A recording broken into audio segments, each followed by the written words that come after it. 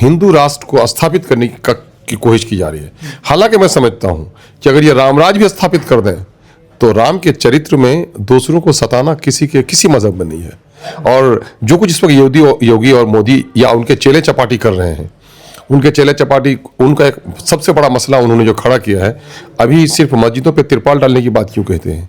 इन लोगों ने जहरीले और नफरत अंगेज अल्फाज के जरिए से जिस तरह से हिंदू और मुसलमानों के दरमियान में दूरी पैदा की है और नफरत पैदा की है, इस नफरत की आग में खुद ये जल जाएंगे। क्या सनातन धर्म नफरत सिखाता है? दूसरों के धर्म अस्तित्व को उजाड़ने की बात कहता है? दूसरों के धर्म गुरुओं का अनादर करने की बात करता है? दूसरे के धर्म के लोगों के अनादर की बात सनातन धर्म कहता है? कतई मैं सनातन धर्म का ज्ञानी नहीं हूं, लेकिन मुझे ये ज्ञान जरूर है कि कोई भी धर्म ऐसा नहीं है जो बलात्कार को, अत्याचार को, हत्या को, निर्ममता को पर विश्वास करेगा। यकीन है कि अपने धर्म के आदर्शों का वो उल्लंघन कर रहे हैं।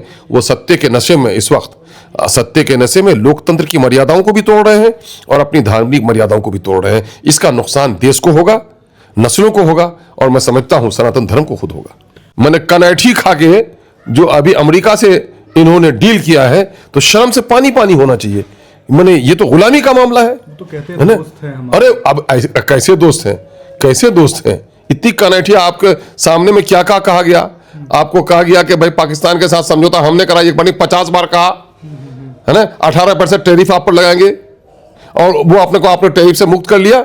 ऐसे दोस्त, इसको गुलामी कहते हैं, इसको दोस्ती नहीं, इसको गुलामी कहते हैं। अभी चूंकि होली का समय है, उत्तर प्रदेश से कुछ खबरें सामने आ रही है। शाहजहांपुर के इलाके में लगभग 92 मस्जिदों के ऊपर तिरपाल लगा दिया गया, ढक दिया गया, ये कह करके कि चूंकि होली का वक्त है तो ऐसे में वहाँ कोई मसला ना हो। क्या आपको लगता है कि ये सही है? इसे किस तरीके से देखते हैं इस फैसले को? यकीनन है कि मुसलमानों के साथ जुल्म हो रहा है और आज़ादी का मतलब है खौफ से नजात का नाम, है ना।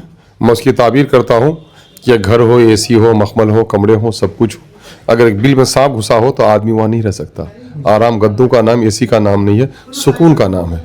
तो खौफ जहाँ पर होगा वहाँ आज़ादी नहीं है। यकीनन है कि हिंदुस्तान में इस वक्त अक़लियतों के, दलितों के और मुसलमानों के आज़ादी को सलब किया जा रहा है और निहायत ही भद्दे तौर पर यहाँ पर मैं समझता हूँ कि कानून को तोड़ा जा रहा है और गैर एलानिया तौर पर हिंदू राष्ट्र को स्थापित करने की कोशिश की जा रही है। हालांकि मैं समझता हूं कि अगर ये रामराज भी स्थापित कर दें तो राम के चरित्र में दूसरों को सताना किसी मजहब में नहीं है। और जो कुछ इस वक्त योगी और मोदी या उनके चेले चपाटी कर रहे हैं, उनके चेले चपाटी, उनका एक सबसे बड़ा मसला उन्होंने जो खड़ा किया है, अभी सिर्फ मस्जिदों पे तिरपाल डालने की बात क्यों कहते हैं। इन लोगों ने जहरीले और नफरत अंगेज अल्फाज के जरिए से जिस तरह से हिंदू और मुसलमानों के दरमियान में दूरी पैदा की है और नफरत पैदा की है, इस नफरत की आग में खुद ये जल जाएंगे। चूंकि अभी आप देखेंगे 2014-15 में मोदी के खिलाफ कोई सुनने वाले नहीं थे। आज सोशल मीडिया देखिए जिसके जरिए से वहाँ है, मोदी को देखिए कहाँ पहुँचा रहे हैं लोग। मामला यह है कि मजहबी जुनून में जब पानी उबलता है तो आदमी को तस्वीर नजर नहीं आती, जब पानी ठहर जाता है तो उसको तस्वीर नजर आती है। अब जो मजहबी जुनून का पानी वो धीरे धीरे ठहरने लगा है और लोगों को तस्वीर नजर आने लगी है कि वो मोदी जो कल तक ये कहते थे यूपीए गवर्नमेंट को कि डॉलर के मुकाबले में अगर पैसे की कीमत, भारतीय रुपए की कीमत अगर गिरती है तो देश का इकबाल गिरता है, देश की आबरू गिरती है। और आज उसने कहां पर पहुंचा दिया है? बेरोजगारी कितनी बढ़ी है, बैनुल-अक़वामी सतह पर हमारी छवि कैसी बन गई है। इस वक्त जितना कुछ मैंने कनैठी खा के जो अभी अमेरिका से इन्होंने डील किया है, तो शर्म से पानी पानी होना चाहिए। मैंने ये तो गुलामी का मामला है, तो कहते हैं दोस्त हैं हमारे। अरे अब कैसे दोस्त हैं, कैसे दोस्त हैं? इतनी कनैठिया आपके सामने में क्या कहा गया? आपको कहा गया कि भाई पाकिस्तान के साथ समझौता हमने करा, एक बार 50 बार कहा है ना, 18% टैरिफ आप पर लगाएंगे और वो आपने टैरिफ से मुक्त कर लिया। ऐसे दोस्त, इसको गुलामी कहते हैं, इसको दोस्ती नहीं, इसको गुलामी कहते हैं। धीरे धीरे थम रहा है, घबराने की जरूरत नहीं।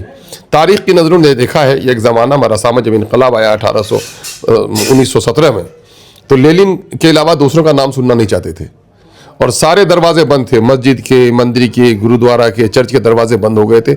सारी किताबें सिमट गई थी, दास कैपिटल थी और लेनिन था। लेकिन वक्त नहीं गुजरा कि लेनिन की दुनिया सिमट गई। कार्ल मार्क्स का और लेनिन की कब्रों को लोगों ने उखाड़ कर फेंका और यहाँ पर भी सच्चा जो हिंदुस्तानी होगा, सच्चा जो सनातनी होगा, कि सनातन धर्म को कितना नुकसान पहुंचा रहे हैं। क्या सनातन धर्म नफरत सिखाता है? दूसरों के धर्म अस्तित्व को उजाड़ने की बात कहता है? दूसरों के धर्म गुरुओं का अनादर करने की बात करता है? दूसरे के धर्म के लोगों के अनादर की बात सनातन धर्म कहता है? कतई मैं सनातन धर्म का ज्ञानी नहीं हूं, लेकिन मुझे ये ज्ञान जरूर है कि कोई भी धर्म ऐसा नहीं है जो बलात्कार को, अत्याचार को, हत्या को, निर्ममता को पर विश्वास करेगा। यकीन है कि अपने धर्म के आदर्शों का वो उल्लंघन कर रहे हैं। वो सत्य के नशे में, इस वक्त सत्य के नशे में लोकतंत्र की मर्यादाओं को भी तोड़ रहे हैं और अपनी धार्मिक मर्यादाओं को भी तोड़ रहे हैं। इसका नुकसान देश को होगा, नस्लों को होगा, और मैं समझता हूं सनातन धर्म को खुद होगा।